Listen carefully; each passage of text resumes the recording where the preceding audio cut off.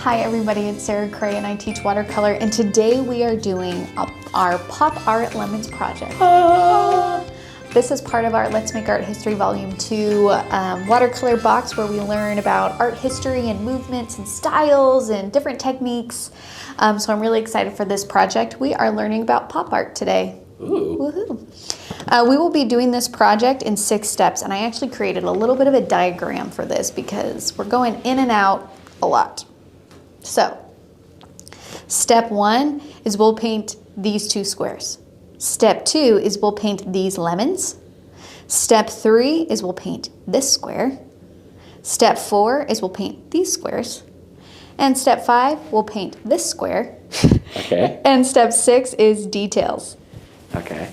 And we have Michael here who's working the cameras for us. Hello. His name's Michael Cray. We're married. And he's filling in for us while Keenan's on vacation. So we miss you, Keenan, but I also really like my husband, so it works out for me. That works out great. Okay. I miss Keenan too. Keenan, come back. Keenan.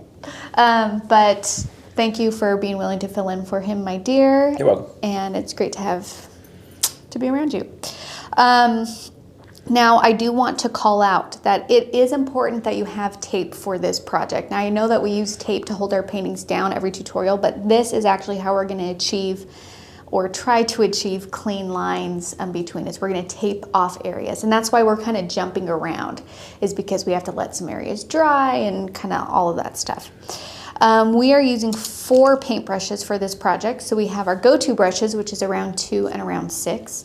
And then we also have a round 12 and a 1-inch wash.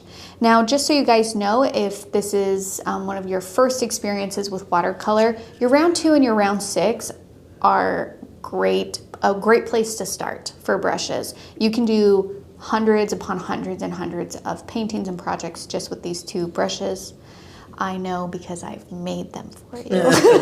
And they're all on it. Go back and watch them. We are using 5 colors today for our project. So our very first color is honey brown. Our second color is lemon yellow. Our third color is fuchsia. Our 4th color is violet. And our very last color is Tahoe blue. Now these are our in-house paint brand, Dandelion Paint Co. They're a liquid dye-based paint, which means they're super vibrant. Which is fun. I like painting with vibrant colors. Okay, so what I'm going to do is I taped off my paper, and then I'm going to transfer my outline, and then I'm going to, wherever my lines kind of stop on the grid, I'm going to tape so I have a clean edge along the border. You see what I'm saying? Love it. So graphite paper, dark shiny side down. Now I just want to call attention to, even though we have an outline, it's still really hard to get straight lines when you're tracing. Like, you see how we just kind of went off there? So you can use a ruler if you want. You can use a straight edge. I'm going to kind of actually really utilize my tape because my tape has a straight edge. So as long as I get kind of where it starts and where it ends, I'll be able to tape it off pretty clean. Could you just put little dots? Yep. And just tape between the dots? Yeah, you can do that. I'm very bad at drawing straight lines. Oh my gosh, me too. It's a skill. It really is a skill. Okay, and then we're just going to trace our lemons. Have you seen those competitions for freehand circle drawing? No. You'd be so impressed how good people are at drawing perfect circles. There actually is a story, and I wish I can remember the artist, where they were applying for like some sort of job to like be chosen to do like a big commission for a church probably. And they needed to apply, and the person in charge was just like, well, where is his application? And so he drew a perfect circle on a piece of paper and was just like, here. And the dude was like, you're hired. Dang, I wish I could remember. It's got to be Da Vinci. I think it was, I want to say Michelangelo, but I could be very, very wrong. I learned so much about that guy when we toured the Vatican. Yeah. He was so much more prolific than I thought. I thought he just did like, you know, the Sistine Chapel, but that dude did a lot. No. And also, if you've seen the statue of David in person, it is huge. Unbelievable. You walk into the room and you're just like, whoa. Like, I'm really glad we took the time to go see it because I was not expecting. Yeah. It's something that, like, when you see pictures of it, you're like, oh yeah, cool, yeah, blah blah blah, contrapposto, cool. And then you see it in person, and you're like, holy cow. Okay, this is a throwback for people who have watched the other of this. But when I was talking about that room where the artists all use the same paint in the same town, it was in the Statue of David Museum. It just came back to me. Oh, really? Yeah. I don't remember the name of that museum, but it was in Florence, and it was in the upper floor. That's interesting. And if you haven't gotten to that yet, that's in, what tutorial was that in that we talked about? I feel like that was Rembrandt, but it could have been. Probably. Okay. So you can see I got some wonky stuff here, and that's okay, because we're going to paint over it. And now I'm just going to, like, adjust my edges to go to the end here. Listen, I think your lines are charming. Endearing. Oops. Okay. All right, we're going to do our oath, and then we are going to start painting. So if you can raise your right hand and repeat after me. I promise to be kind to myself. I promise to be kind to myself. I promise not to compare my work. I promise not to compare my work. And I promise to have fun. And I promise to have fun. Good job. Okay, so our very first steps is we are going to paint the background to this and this. Now, I just want to call out that we will be taping off all of the sections that we're about to paint, so we will use a lot of tape. Just want to say that. Just, you can reuse pieces, but... So I'm going to tape off my middle here to get this clean edge. Sarah, for all the newbies, what's the benefit of this Holbein Soft Tape as opposed to just like your standard run-of-the-mill blue painter tape? So there are a couple of benefits of why I fell in love with it. One, 9 times out of 10, I get an extremely clean edge. Now, I will say that this painting is going to give me a run for my money because we are doing wet washes right next to each other. We're like just taping off the border of your paper. This tape is like premium. So good. So a clean edge almost every single time.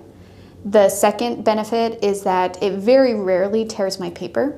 The third benefit is the color of it. Sometimes blue painter's tape is just so blue, and I know it's a silly thing to think about, but when you're painting something with a very strong blue border, it actually changes the colors and how your painting looks as you're painting it. And when you're following a tutorial, that's not a huge deal, but when you're starting to make your own artwork and like making color decisions and things like that, that blue tape that you use will inform the choices that you make, even though it's not actually part of the painting. So that's why I love it. It's just the best tape that I've experienced with watercolor. Listen, I've watched you on this journey, and we have bought every Home Depot variety of specialty yes. frog tape, pink delicate, the lavender quick remove, that like, yeah, this one's the best for painting. Okay, so the background on this top left corner is going to be purple, and the background on this one is going to be red. All of my colors have mixed together. So I need to clean my palette. All right, so I'm gonna use purple for this one, and I'm gonna use my 1-inch wash. I'm gonna try my best to do an even smooth wash around my lemon.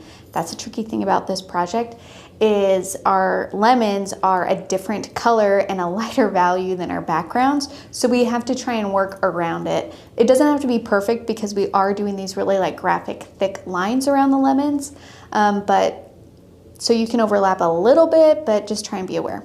So I'm gonna take violet. You're turning violet, Violet. Add some water to it, and then I'm just gonna go for it.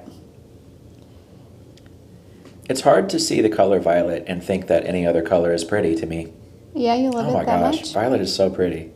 So you can see I'm kind of going edge to edge, and this is why the paint tape is kind of nice, because I can really just paint the whole thing.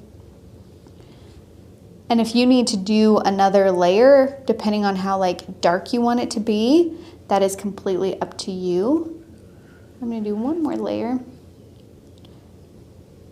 And it is, I just wanna like tell you that before we started filming, Michael asked me, he's like, which one is gonna be the hardest one? And I was like, the lemons. And the reason why for me I find it difficult is because it's really stressful for me to paint cleanly, and because we're using so much tape and doing these grids and all of this stuff, it just kind of makes me a little bit nervous. So I just want to call attention to that I'm slightly nervous about this, and also call attention to, if you can see in my reference photo, I did have bleeding happen. My green bled over here onto my orange, my yellow and purple bled over on this side. So it might be part of it. I'm going to try really hard to avoid it. But just when you're painting wet right next to each other with no separating line, it's really easy for these paints to bleed. Okay, and then the bottom one is going to be red. And to make red, I'm going to take my fuchsia and yellow. And you're gonna have a little bit more fuchsia than yellow to get more of a red color. If it's looking too pink, add a little bit more yellow. If it's looking too orange, add a little bit more fuchsia. And I want to make sure that my tape is nice and tight. And then we're just going to go for it.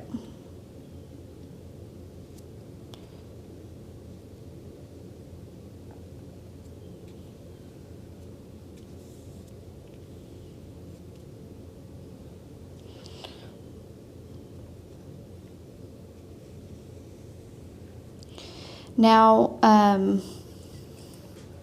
that's step one.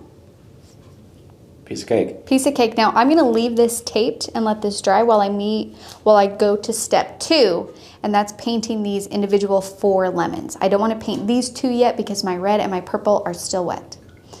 So you can adjust the colors as you see fit. I kind of played with it. And the inspiration behind this, if you didn't recognize it, is this is pop art, but I was kind of thinking about Andy Warhol and how he uses repetitive images with different colors. If you think of like the Marilyn Monroe Lifesaver art, which is, he did different kind of pastels painted over screen prints, and he kind of labeled them like Lifesaver flavors, I'm pretty sure, individually. So all of that is to say, play with the different colors. And this could be a great tool actually in understanding what colors work well next to each other, maybe working in complements, all of that stuff. So I'm going to do kind of like a light green for this one. So I'm going to take, I need some fresh lemon yellow. A lot of color mixing in this one, which is good practice. Lemon yellow and a little bit of blue. I have this nice pastel green. And I'm going to use my Ran 12 to paint my lemon. Now, pop art was kind of a reaction to, it challenged traditional fine art at that time by including, and you can tell I'm reading something, imagery from popular culture and mass culture, like advertising, comic books, mass-produced items, you know, think Campbell soup cans, that kind of thing. And it was a reaction to abstract expressionism. Abstract expressionism was very personal. It was kind of about the unconscious. It was about like movement as you painted and that kind of thing. Describe for us, what does an abstract expressionist painting kind of look like for people? Jackson Pollock splatter. The splatters. Okay. The splatters, that's abstract expressionism. So is like Helen Frankenthaler, who does like painting drips. So abstract is non-representative. It's not like you can look at the painting and say, that's a flower, that's a lemon. Like, it was more about like letting their mind paint in a way. It was like exploring how paint worked while also exploring movement and painting in an unconscious state, I'm pretty sure. Okay. If I remember correctly from my art history classes.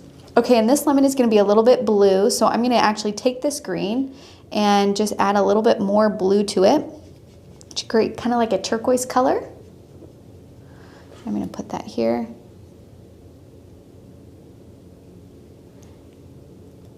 So Andy Warhol actually started his career in advertising. Huh. So kind of more commercial work.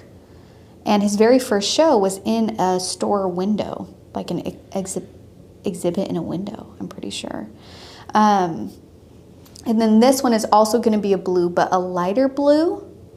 So I'm going to actually just grab the straight blue and add water to that. So it's a different one than this one. Different blue. And it's interesting reading about his work because he wanted there to be repetitiveness in the work, and he used a lot of screen printing and tracing. And that's why he had such repeated images that were exactly the same. Yeah. He wanted to kind of take away that aspect of eliminate the handmade feel and have it feel more like process. And actually towards the end of his career, he wasn't even doing the silk screening himself. He had students. They would create the silk screens and the like prints, the outlines, and then he would tell them, okay, do this part green and this part pink and this part purple and this part blue. And they would paint it for him, which actually brings in this whole entire question of like, what makes an artist an artist? Does that still count? Is he still the artist? Is it the people that made the actual painting? Is it the idea? Is it the act of doing? It's just this interesting, like... Listen, all I can keep thinking is that's pre-computer Photoshop. He's Yeah. assigning tasks, repetitive tasks to, students. Yeah. Okay, so and then this lemon is like, down here is like a pink purpley. So I have my purple, and I'm going to grab some pink, a little bit of fuchsia, mix that in there. So it's kind of like this pastel purple color. And I didn't do a good job on this one, but try and make them an even wash. Smooth if you can, because we are going for that kind of like graphic, clean feel. Now, let's say you're painting and you get something like this. I'm going to see if I can blend that out. So I'm going to rinse my brush totally so there's no color on it. So it's just damp. And then I'm going to go and just kind of work the areas back and forth over and over again to try and smooth out the inconsistencies. Do you want to hear a lemon fact? Yes. So, like all citrus are from the original citrus, which is most likely resembling a modern lemon. Really? Yeah, lemons are like the grandpa citrus. That's interesting. And I want to do one more pink. This ended up being a little bit too light, so I'm going to do one more.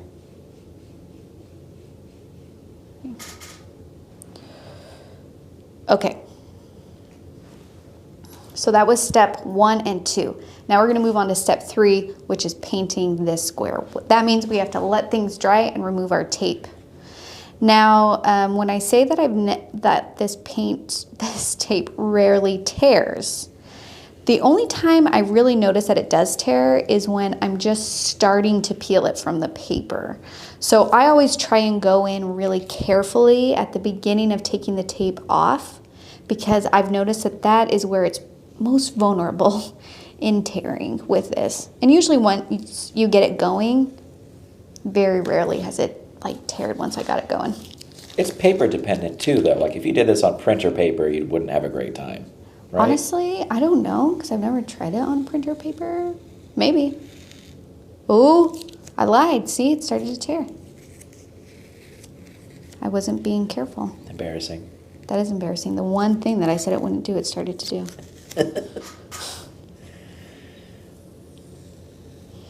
And if I feel like an area is just getting a little bit too sensitive, like maybe not tearing totally, but I can feel that it's about to, I'll pull from the other side. There we go. Okay, let's try something. Somebody told me that if you get a little bit of tearing on your paper, I'm gonna just they said use a metal spoon, but I don't have a metal spoon, I just have a finger. So I'm just gonna take a clean, damp finger and try and put the fibers back in the paper a little bit. It makes sense that would work. It's kind of how they make paper. Now I just want to call out that because I had a little bit of tearing right there, that will show up when I do the even wash along this. I'm okay with that though. We're just going to keep going.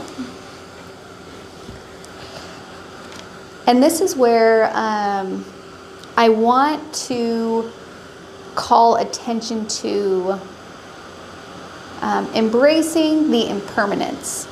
And what I mean by that is, like, for me, when I'm creating art, usually little snags like that, I don't stress over, because in my mind's eye, I'm not creating this to last forever. And I think sometimes the expectation when creating art is that, well, if I took the time to do something, then it should last forever, because then all of that time was wasted. But I feel like that actually eliminates the joy of the process and the journey itself. And for me, it's not this. This is not the reason why. Me actually painting is the reason why I paint, that act of creating, of trying something new. And there actually is some art movements involved and some artists who focus on the reality that there is impermanence in art, and that means sometimes destroying their own work. And even though they spent hours and hours doing something, it's about letting go of something, and that in itself is beautiful as well. So I challenge you guys, as you're painting things, and especially as you're learning and as you're trying new things, don't look at every painting or every time you sit down that you have to make something that is not only your best, but something that will last forever. Instead, challenge yourself to say, it's okay that this isn't going to last forever. And even though I'm proud of this right now, it's okay that it's not going to be a family heirloom, or it's okay that it will never be in a museum. It's okay that it's going to stay right here in my notebook, in my drawer forever. Or it's okay that there's a little bit of a tear to it, because it's a piece of paper, and I'm not interested in making this one thing last forever. I'm interested in the act of creating itself. Have you seen that Banksy installation where as soon as it sold, it triggered it to drop into the shredder? Yes. I know, but the joke's on him because it got caught and it ended up making the painting worth way more. Right. Okay, so now I need to tape off and paint this square. And that's tricky because you want to try and avoid the areas that you've already painted. So I try and, like, maybe I'll go over a little bit onto the purple, but not in red, but just like, you gotta be careful. Just a little bit. So what I'll do is I'll press hard on the areas that are white, but on the red, maybe not so much, because I don't want that tape to tear off. Having scissors would actually probably be a good idea. Would you like some? Nah. Okay. And try and line up, if you can, what you've already painted. Okay. I'm just going to go along the edge and touch that, make sure that blue is dry, and now I'm going to paint an orange. So I'm just going to mix more yellow into the red that I already had to create this really beautiful orange. Make sure it's all down, as much down as it can be. Oh, and I need to use my wash. Started using my 12. You can use your 12. And sometimes, like, if we're painting around something like our lemon, the 12 might be, the 12 might be nice because it has a curve to it, so it makes it a little bit easier to work around an area. You can see right here where that tape lifted my paper up a little bit. It's not too bad though.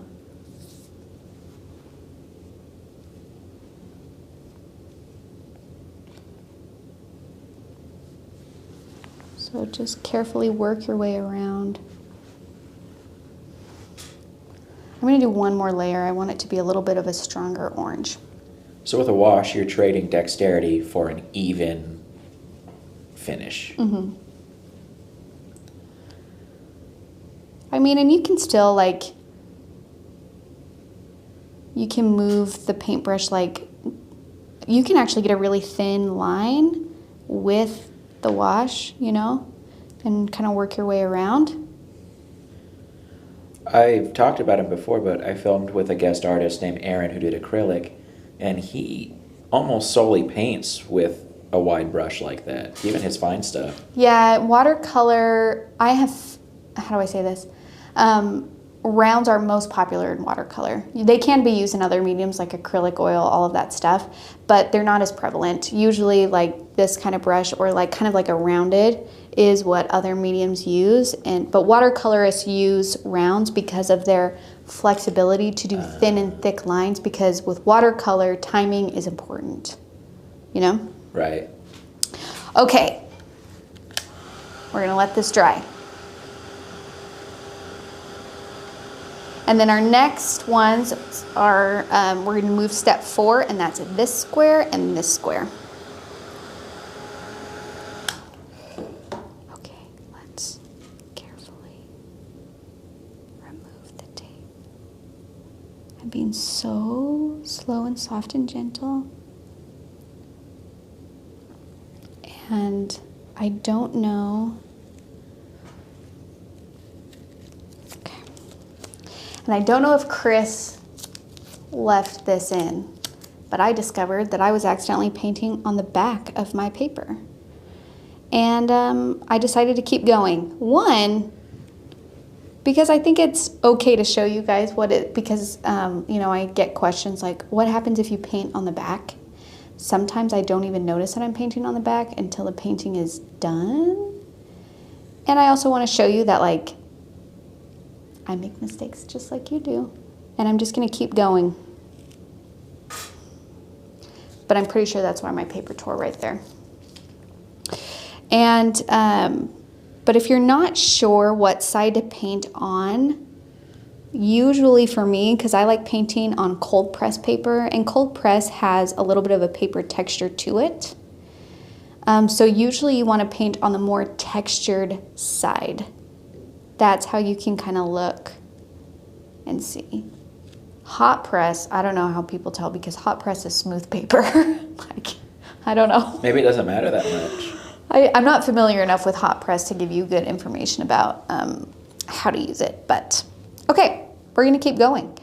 That turned out fairly well. Gorgeous, yes. We're doing it, you guys, we're doing it. Okay. Okay, now we're going to do the backgrounds for these two. And this is where, if you need to clean out your water, if you need to get a snack, this is a helpful time to do that, because we have to tape off where we just painted. And the more you can let this sit and dry, then the better it will be for clean lines, easier for less bleeding, and not getting like tearing as much. Okay, so I'm gonna use my heat craft tool, try and make this nice and dry. You got any other fun Warhol facts? Yes, he had a nickname called the Pope of Pop. Isn't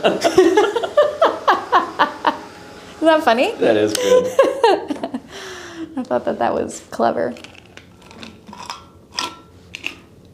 And he was around like in the 1960s. You know that like posterized look, like that Obama poster? Mm-hmm. That was influenced by this, right? That was like a direct descendant of this kind of art, because it reminds me of it a lot, like posterization. I don't know. I mean, I want to say yes. You know, it just looks like it to me. They look similar. I want to say yes, but I don't really know. But definitely I think pop art lends itself to, well, and I think it was actually Lichten something, another kind of pop artist during this time, who said that he wanted to challenge or overcome the distinction between high art and low art. So art on a poster, art in a magazine, art in advertising, art on a can of soup, how is that different than a painting in a museum?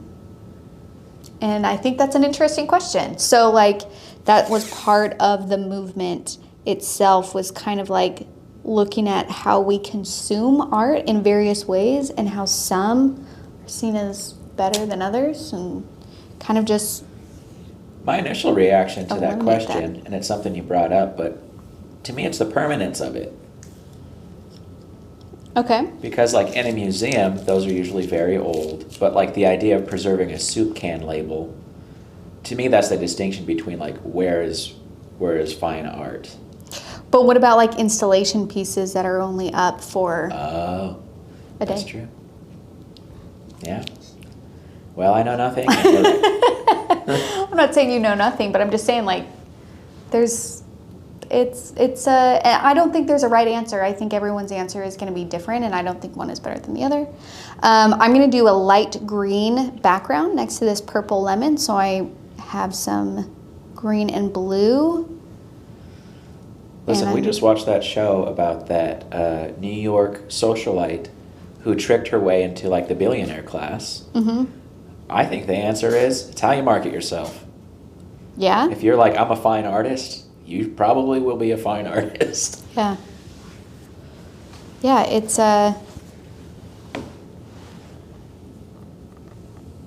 it's just, I just love it when people ask questions that you've never thought about before. And then you go, oh, I don't know. Let me think about that. And maybe it takes a while for you to actually have an opinion, or maybe your opinion changes over time, which I think is totally okay. But it just like brings awareness to maybe something that you didn't really think about before.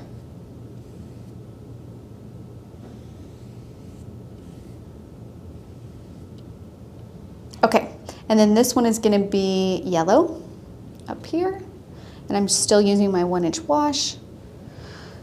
And I'm really just fingers crossed that none of this, oh, I didn't tape off the top part. I was just going to ask, I can only see the camera, but it doesn't look like you taped that. I'm glad that, glad you would have stopped me before I actually did that. I would have let it happen. You're like, she's the artist, she knows. She's doing this on purpose.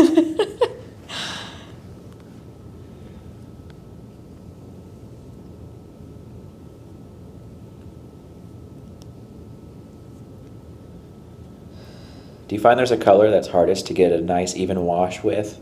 Probably the lighter ones? Or the darker ones? I don't know. I don't think so. I don't think that there's a specific color.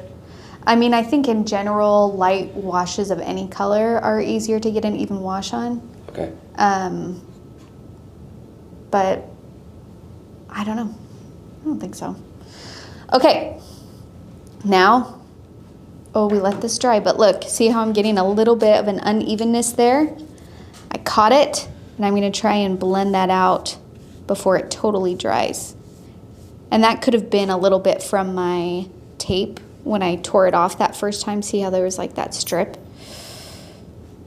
So maybe there's nothing I can do about it, but if I can smooth it out, try and smooth it out. Worth a shot.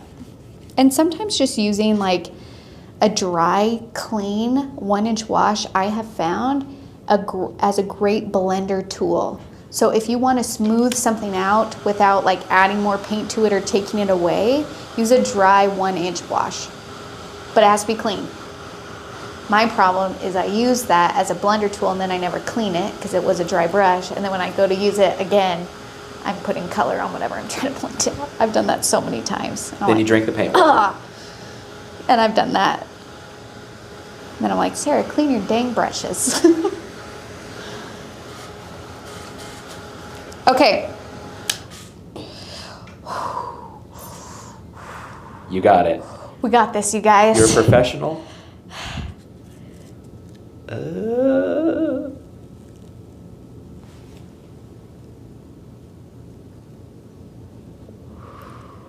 Look at that.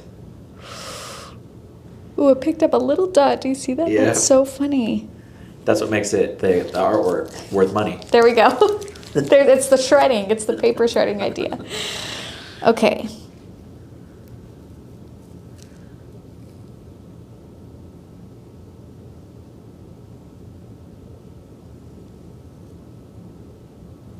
Oh, just a tiny bit. That's not bad. That's not bad. We're doing good, you guys. I'm so clinched watching this. My toes are curled up. Now, this was the one that really bled a lot when I was doing the project, the OG project. Oh. Dang. Impressive. Ah. Clean lines. Get the purple one. Okay. This one also bled a lot, so. On your other one or on this one? On the other one. You can see it on my reference photo. This one looks super clean.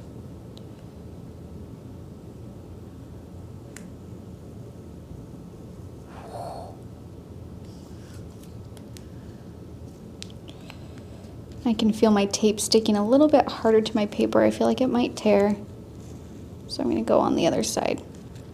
Now I am very sure that the reason why I'm being so sensitive with this tape is because this is the back of the paper. The front of the paper should not be as sensitive to tape tearing. Okay. Sarah Lorraine Cray, that looks premium. We're doing good, you guys. We're doing good. We got one more square to go, and then we'll do our very last step, which is details. So square number 5, we're gonna do a yellow, but it's a warmer yellow, like a gold. Oh. What? We gotta paint these too. That's okay. That's all in step 5. We didn't skip anything.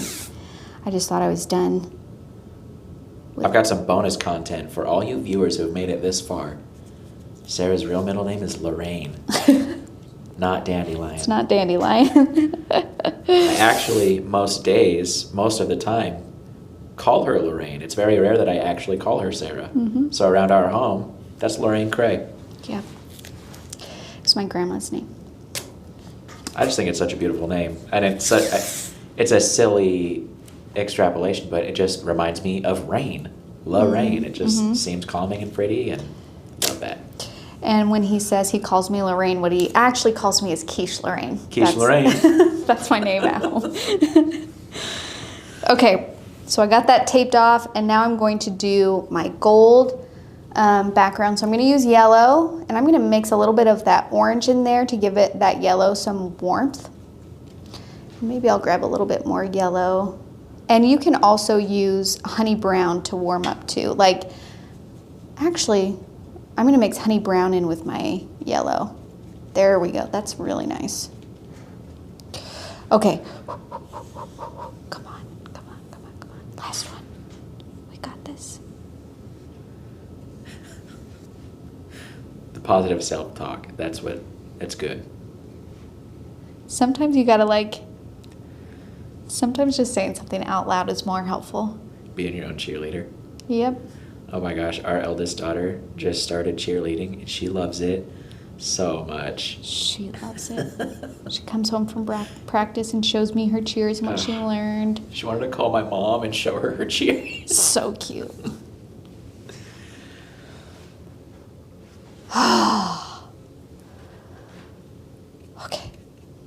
Okay. Can we just call attention to my paper towel, though? Yeah. Look really how beautiful pretty. that is. Okay, and now, while it's taped off, I'm going to paint the actual lemon part. So this lemon is going to be more like this yellow lemon over here, and this lemon is going to be more like this gold one that we just used, okay? And actually, I can see as this is drying that there is some smoothing that needs to take place. And the reason why I like a damp brush, or I'm sorry, a dry brush when I blend is because when this gets damp, you see how the bristles separate? Oh, yeah. And it can create textures and lines on this, and that just irritates me. But if I keep the brush dry, it doesn't section off like that. Is there a hot tip for making your brush dry out quicker, or is it just gotta let it dry? Gotta let it dry. Or at least, I don't know if there is a hot tip. Is that little heat tool damaging to brushes? The little blow dryer heat tool? The non-blow dryer? Sorry. I don't know that. Honestly, I don't know that.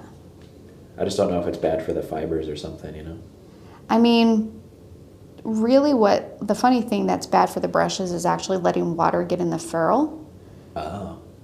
Because that is what could split the wood and also make the glue come like especially hot water could make the glue that's used to keep the bristles in there come undone a little bit. I don't know about so I'm assuming if hot water is not good for it, then I would assume just heat is not great for it, but I don't know if it's the heat part or the water part. Okay. You know what I'm saying? Yeah. I need to have a brush expert on to ask all these questions to. Thomas Brush. That would actually be a great, like, you know, like a watercolor paper expert or a brush expert. And all of the questions that I have no idea about, I can be like, please tell me. That would be a super fun little series. Like Yeah. meet the manufacturers. Meet Joe Paper. John Paper. Paper tyrants. Okay. I'm going to dry it. Oh, I'm sorry. Are you also keeping the lemons as flat as possible? You're not giving them any depth, right? Correct. Okay. I'm trying to do even smooth washes. I feel like that lends itself more to that kind of like graphic poster, pop art look.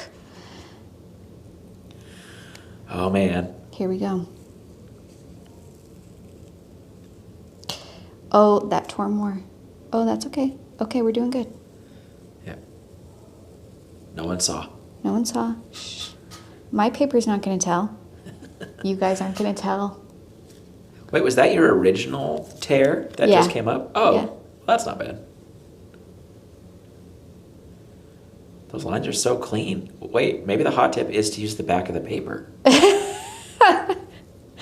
Yeah, if you're having a hard time getting clean lines. We just found something. Okay.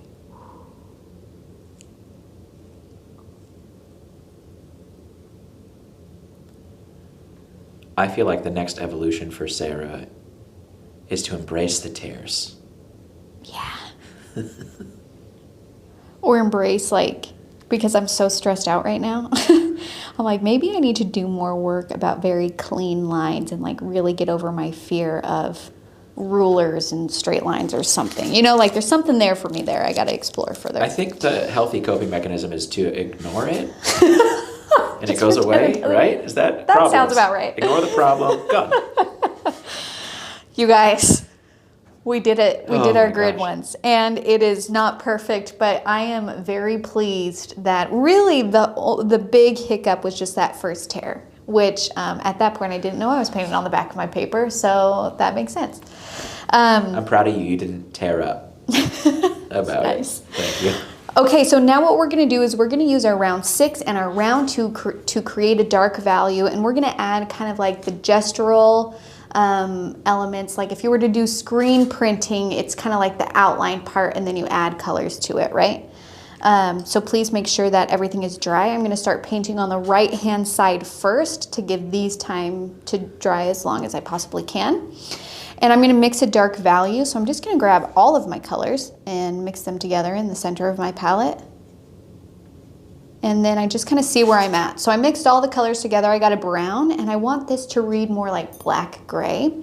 So I'm going to grab more purple and more blue, and I'm going to see what that does to my brown. Well, what do you know? Turns it black. And there it is. It's And there black it is. gray. Now we got a gray black. And if you're not sure, because sometimes when a mixture is so dense, it just looks dark that you're like, well, I don't know if this is reading as brown or gray. A little tip that you can do is add water to it, and that will expose its undercolor.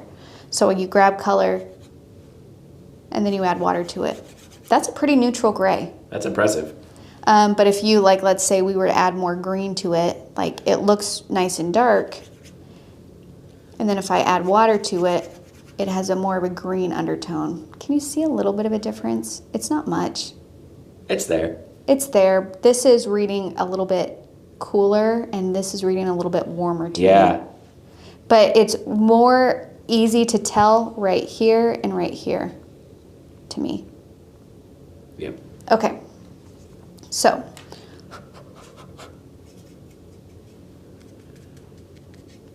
I always touch my paper to see if it's dry. I have heard other watercolors say that you just hover your hand over, and if it's cold, it's still damp. I don't find that. I have had a hard time with that rule because I don't feel, it sounds like it would work, but when I've tried it myself, I'm like, I can't feel coolness at all, but I can tell that this is still wet. I have noticed you touching them. I mean, you know, I've watched you paint forever. And I've always wondered if, like, the oils from your hands are affecting how paint goes over. You know what I mean? Have you Honestly, found that? probably. Okay. But not enough to like, it's not like my fingerprints leave oils on there that affect the rest of the painting. If anything, if it's still wet, I will accidentally lift color up by touching it. I am into fountain pens, and I bought this specialized fountain pen paper that doesn't bleed. And it is so sensitive that if you touch it with your fingers, the oils will disrupt and you actually see like your fingerprint on it. Yeah. So that's why I was curious. Okay, so when I do these lemons, I kind of am doing like just whatever marks that you choose to make, try and make them consistent across all of the lemons. Because remember, pop art is about the ability to reproduce the exact thing over and over again. They're trying to eliminate that handmade, maker, unique feel a little bit, or at least Andy Warhol was. So just try and paint it. So I'm doing like a curved swoop here, and then curved line here. And actually, I forgot that. And then a curved line up here. So I'm just kind of shaping it a bit, and I'm just trying to make sure that I'm at least doing a similar mark across them all. Boop.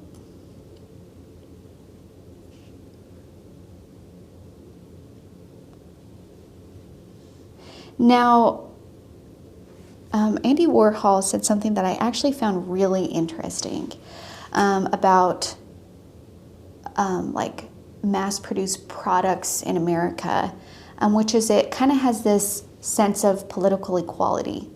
Because if you're a billionaire and you buy a can of Coke, and if you're someone who makes minimum wage and you buy a can of Coke, it is the exact same experience. Huh. Everybody is having the same Campbell's soup. Everybody is having the same Coca-Cola. And you can know what to expect from it. And it doesn't matter how much money you have or don't have. That is the benefit of mass-produced items within this country, is that we can all experience the same thing. That's super no matter what. fascinating. Yeah. Yeah, isn't that? And you kind of just know what you're expecting. You know that if you buy a can of tomato Campbell's soup, it is the same every time. It doesn't matter if you buy it on a Tuesday or 3 months later, it's the same soup. And there's kind of something nice about the consistency to that. So I thought that was a really interesting point, and I never thought about that before. Yeah. Dang.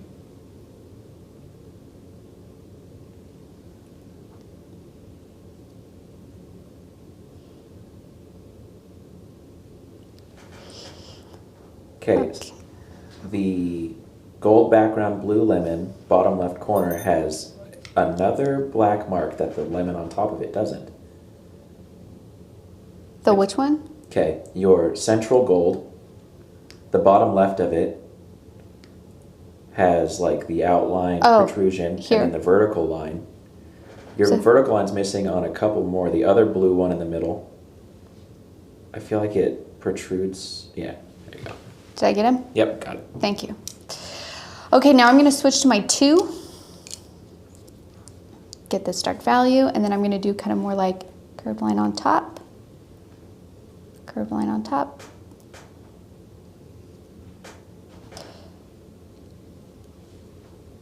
Kind of like trying to accentuate the roundness of this lemon. That one got a little bit weird.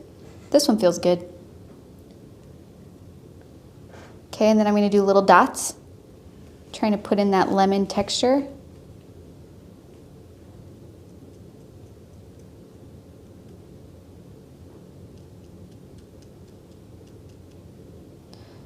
On the bottom too.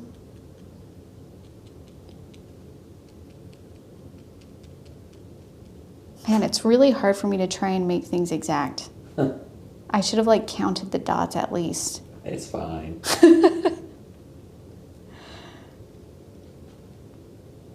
And maybe some of you are like, yes, some sort of consistency in a painting. This is what I've been wanting.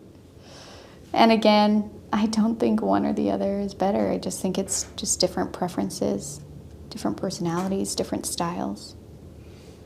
Okay, and then I'm gonna grab my 6 again, and I wanna do like a rough texture brush stroke. So I'm gonna pick up black or my dark value, and then I'm just gonna like get that excess paint on my paper towel, and then I'm gonna do a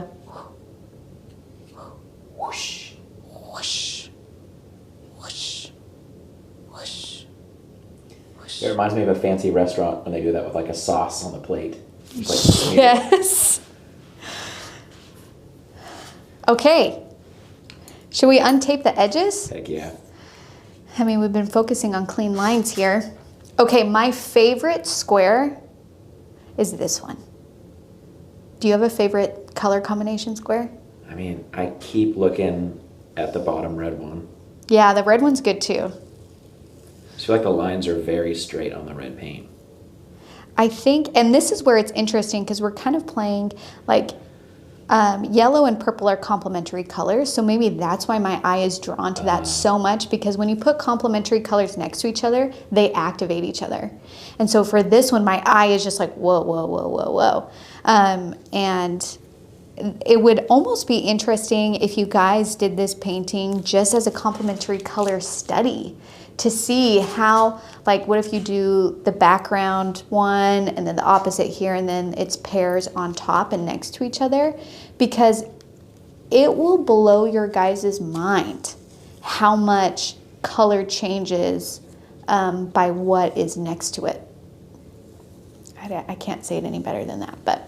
I've seen this thing around social media where it's 2 colors and it looks obviously like orange and whatever. Mm-hmm. And then they switch one of them and the orange looks vastly different. Mm-hmm. And that really affirmed to me that, like, oh, it does matter. And then to prove it to you at the end, they like show them next to each other and you see that the orange never really changes. It's just what's next to it and informing you. Yes.